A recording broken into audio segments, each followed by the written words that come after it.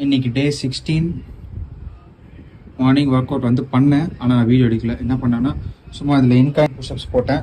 சும்மா 2 செட்டு ஒரு 20. அதுக்கப்புறம் புல்லப்ஸ் வந்து ஒரே ஒரு செட்டு தான் போட்டேன், அவ்வளோதான். வேறு எதுவும் பெருசாக பண்ணல.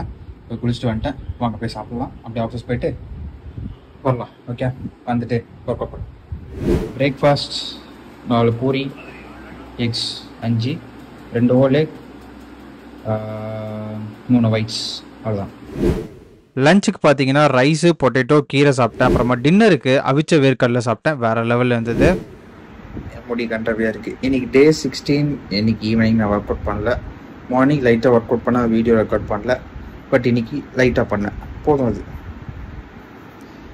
நைட் தூங்க போகிறேன். Bye bye. வீடியோவாக இருக்கே, டக்குன்னு முடிஞ்சால் நல்லா இருக்காதுல்ல.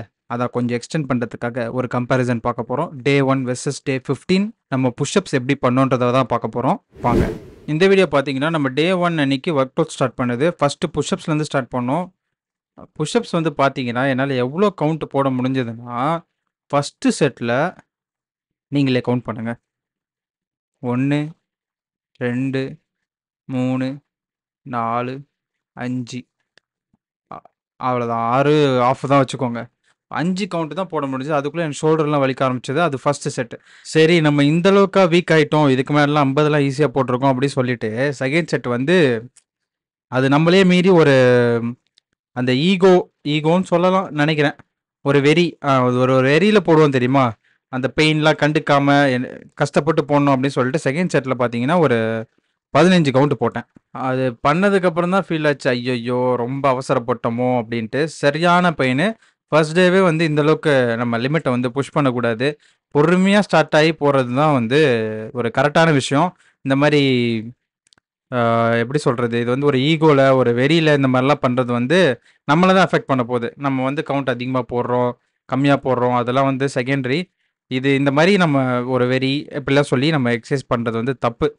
இந்த மாதிரி நான் நிறையா பண்ணியிருக்கேன். நிறையா இதெல்லாம் தப்பு தான் சொல்லணும். இந்த மாதிரி பண்ணவே கூடாது. எப்போவுமே ப்ரோக்ரெசிவ் ஓவர்லோடு தான் பெட்டரான ஆப்ஷனு.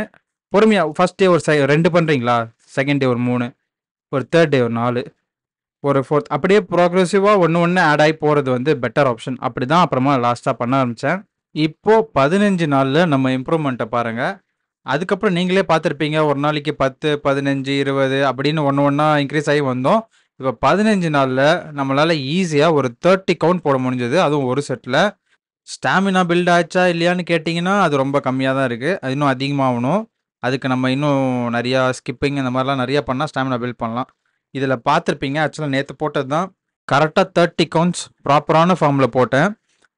இது தாங்க இம்ப்ரூவ்மெண்ட். இதுதான் ப்ரோக்ரெசிவ் ஓவர்லோட்னு சொல்லுவாங்க. போக போக கொஞ்சமாக இம்ப்ரூவ் ஆகிட்டே இருக்கும். இப்போலாம் பார்த்தீங்கன்னா பெயின் இருக்குது, ஆனால் அந்தளவுக்கு இல்லை. ரொம்ப இருக்குன்னு சொல்ல முடியாது, ஒரு மைல்டாக இருக்குது. அது கொஞ்ச நேரத்தில் ஒர்க் அவுட் பண்ணி முடிச்சோன்னே அந்த பெயின்லாம் போயிடுது. நல்லா இருக்குது. ஸோ இதுதான் நம்ம டே 1க்கும் டே 15க்கும் புஷ்அப் பண்ணுறதுல நமக்கு வந்து இம்ப்ரூவ்மெண்ட்ஸ்.